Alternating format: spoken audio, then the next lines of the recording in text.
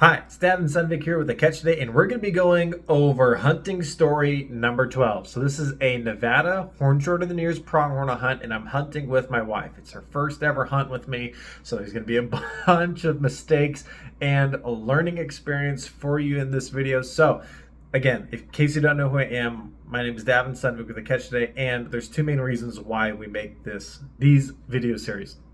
And we're almost caught up, so we're going to be able to focus on some other content here pretty soon, so I do appreciate my subscribers' patience. But first reason is if you want to get hunting advice from somebody, you want to understand their experience to make sure that they're experiencing something that you actually want to experience. All right, second reason is in case any of my friends or family want to use my experience or my story to inspire them and watch me grow along the way. That way they can become successful hunters and hopefully not make the same mistakes I did. Or if they do make a mistake, they can look at it and have something to relate to. Now, this one is going to take longer, so I encourage you to watch it all the way to the end or get some time to be able to watch this one because it's important. There's so many learning lessons in this one because it's more recent. I just simply have better memory of this hunt because I had another person along there with me. I was able to tell this story over and over again, share that experience. So with that being said, let's get right into day one of hunting, right? So my wife and I get out there, we set up camp, the night before, and we have a game plan ready to go based on some e-scouting, right? So drive up and there's no access on day one. End up having to try a few different access points where you eventually find some good hunting grounds, but kind of wasted a bunch of time and didn't really find any animals on day one. However, my parents were also hunting the exact same unit. They found two separate herds of antelope. One of those herds they were more interested in hunting, and they let us know where the other herd was because they weren't going to hunt it. They're like, hey, how about you guys get a chance at it? So that was a huge blessing.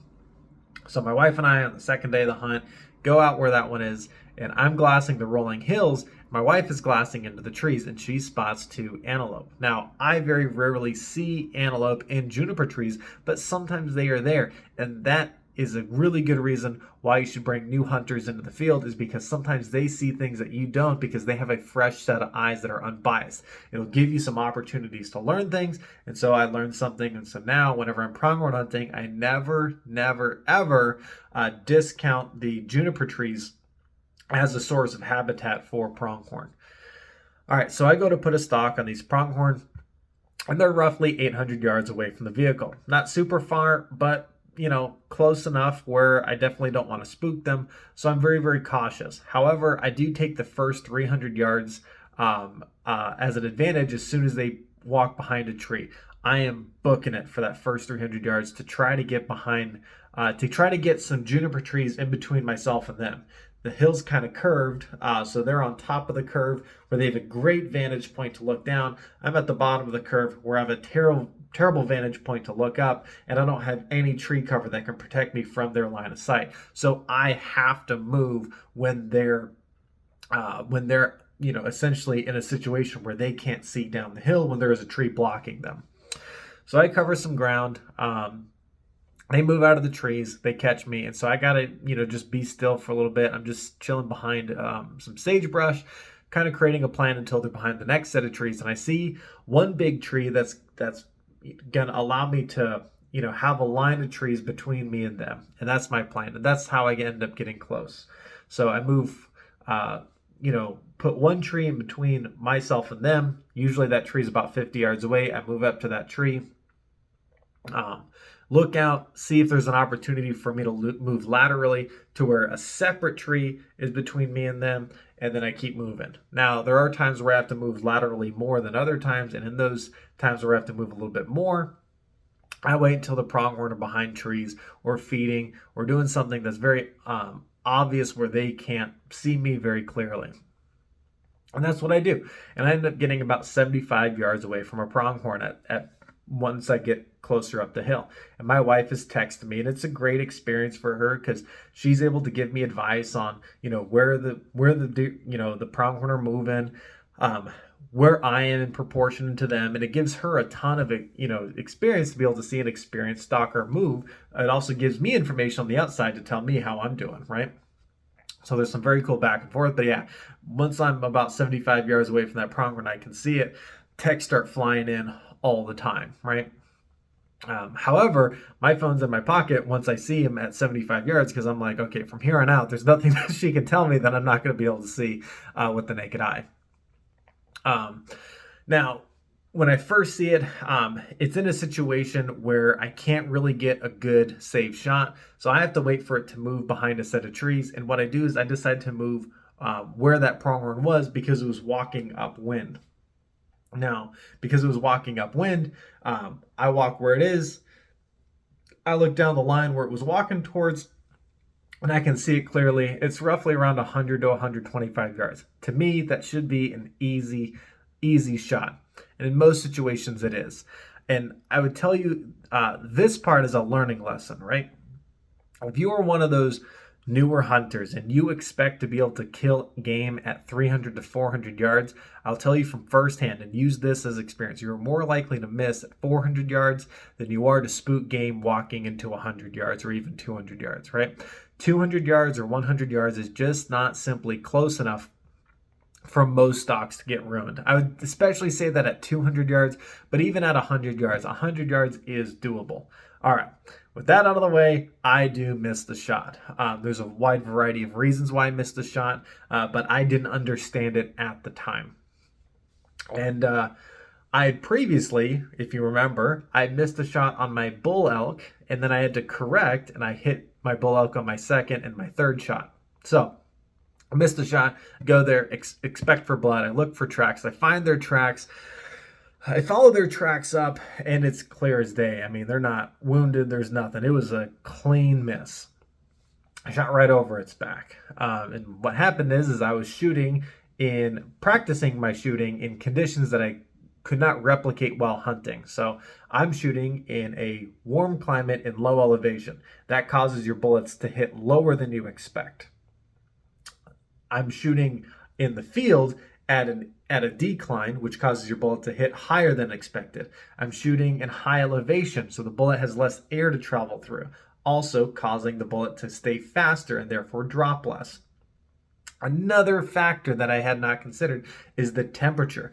When the temperature of the barrel is cooler, right, it will stay more rigid and shoot higher, right? Typically. And when the temperature of your barrel is hotter, the barrel will droop, causing the bullet to hit lower. So I'm used to all these factors working against me when I'm shooting at the range, but in the field, all these factors are pushing my bullet higher and higher, and I just simply shot right over this animal's back. Now, I've decided to use my Mosin Nagant, my trusty old Mosin, right, for the remainder of the hunt. We find some other herds. We keep following them for a few days without any luck on any stalks as far as getting close. However, on the very last day, I decided to make my third stalk. The second stalk was pretty anticlimactic. The third stalk, these pronghorn are about, I would say a little over a mile away from the road. They are far, far away. And but they're just kind of doing their own thing. They're playing around and they're distracted, and I can see there's a buck mating with some does. So I decided to climb down the hill, and I enter this area where there's a bunch of rolling hills, and think of them shaped like this tape, right? Like some of them are higher than others. So I'm coming over the crest of one hill. I can see the pronghorn over here, and there's sometimes bushes on a hill that's far away that I have to try to angle behind, just like in the juniper trees. So that's what I'm doing. Even if I'm coming over the hill and there's not any cover, I'm looking for that cover where I can get between me and them before I finish cresting that hill, taking note of where they are before I go out of sight and then back up to the next hill. It's kind of a tedious process. So it takes me roughly an hour to get out there. Well, at this point, they go from being about 1.5 miles away from the vehicle to maybe about 1.25 miles, right? They actually start moving towards me. And there becomes a point to where there's one hill in between us, and they're going down the hill, and I'm going down the hill, and I'm like, dang, I'm not going to be able to see them. And so in theory, I was worried about coming up the hill and meeting at the top of the hill at the same time and spooking them by being too close. So I'm trying to rush. Well, what I didn't know, and which actually worked out to my advantage, was one of these bucks was trying to breed with one of these does like right then and there. Like he was about to get the party started. So when I come over that hill, I just see horns and ears, and I know that I'm close to them. I know that they're there. So I get super low. I crouch down. I'm trying to move underneath the brush, and the brush is fortunately and unfortunately super tall. So when I come over this hill, I have to stand up. So when I do stand up, they're all looking straight at me, and I take a shot offhand. Now, it was only a 50-yard shot, which for me is normally a great shooting opportunity. However, if you've ever shot a military surplus rifle, especially a Mosin gun, the triggers are awful. And I make no complaints as to why I missed that shot. It was all shooter error. However, I do wound the animal. Bullet goes through both knees, and she can't really move that well. She runs about 90 yards before she collapses, and she's bleeding out pretty quickly. The rest of the pronghorn are very confused, running around all over the place. So I decide to take a couple of shots at her, but I can't see her that well because she fell down again in some brush, and my view of her is not that great. And I only have one more bullet with me, and it's in the chamber. So I decide to rush up, get close to her. Meanwhile, my wife has actually started her journey walking towards me because she thinks the animal's down, right? So she's leaving the truck, walking towards me. I get to the animal, and the animal is like 7 feet away from me, so it's close. And I'm like, oh, dang, you got to be kidding me! And it's still alive, so point in to finish her off, because when you wound an animal, you got to take responsibility for it, right?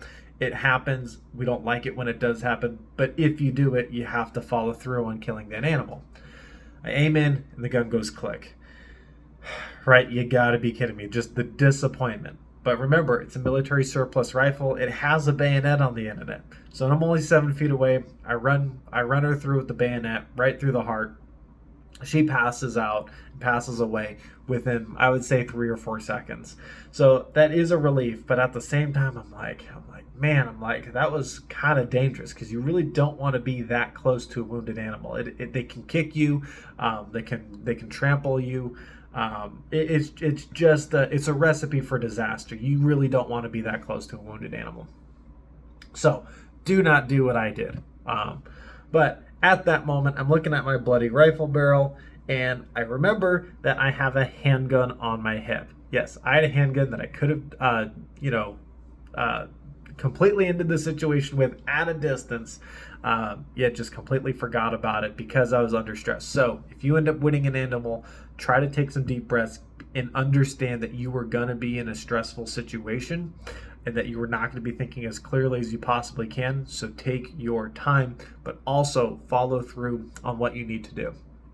So I know those are two contradictory things. You still got to be urgent, but definitely don't rush like I did.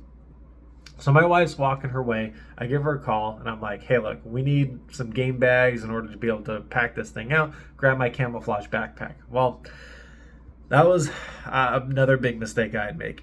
So I have 2 backpacks that are very appropriate for packing out big game animals. I got one blue one, one camouflage one. I also have a small camouflage day pack that also has like some basic butchering kit in it in order to be able to bring an animal back. That's the backpack that she grabs, not my much larger camouflage backpack that can actually fit some hindquarters into it. So she brings that camouflage backpack out, and we're running out of daylight, and I'm like, look, we got to get this done. So we take our pictures, we do all that, and we get right to work. I'm carrying the bulk of the weight, but she's carrying the hide and the head inside of one of the game bags, and she's just holding it in her hand. Well, problem is eventually her arm gets tired, and she rests her arm at her leg. The bag swings, and if you don't know, pronghorn, the females have very small little nubby horns on their head. They're not very big, but they're enough where if they poke your leg, it's uncomfortable. So after switching off with our various packs and how we're packing out this meat. Pronghorn are not that big, so the pack is not that heavy, but without any like significant backpack. An inconvenience is the least I would say about this experience. It was definitely very inconvenient. So after packing out over a mile in the dark, she's insistent on a certain direction that the truck is at, and I keep telling her, I'm like, look, the map keeps saying that we got to go a little bit further north.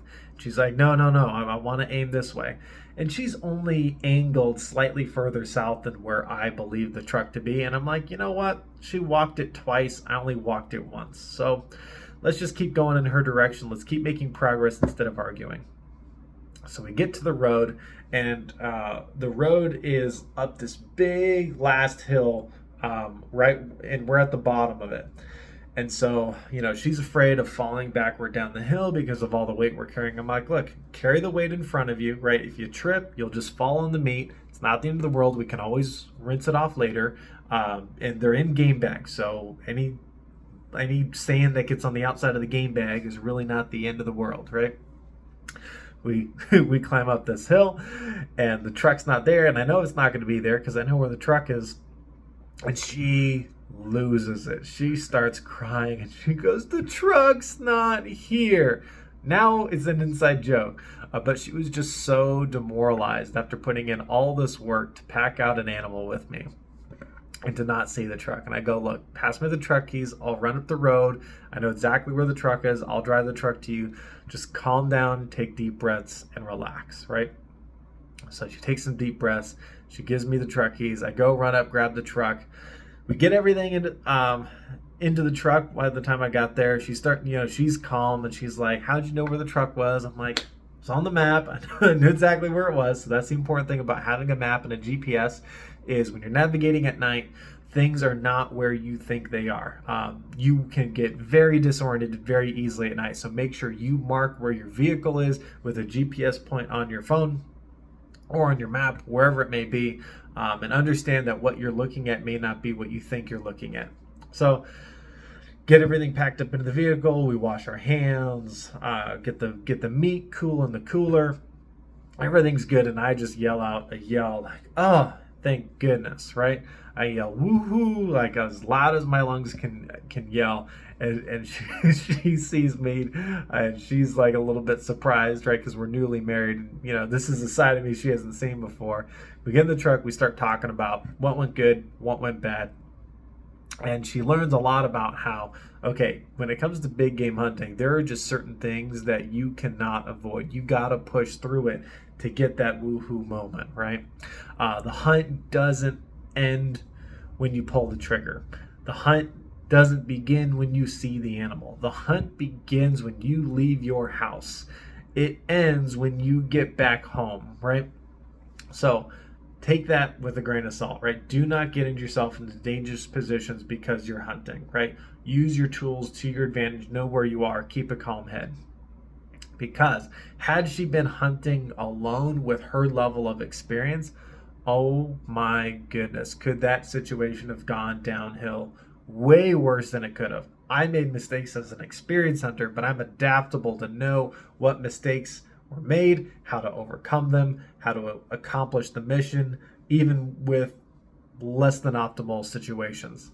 But for beginner, you put yourself in less optimal situations way more often than an experienced person would, and oftentimes you don't have the experience to know how to adapt to the mistakes you just made. So if you can learn something from this video, understand that if you have somebody who's experienced, who you can go hunting with and learn from them and understand that they will make mistakes too, and watch them and how they handle their mistakes. That's going to tell you whether or not you have a good mentor.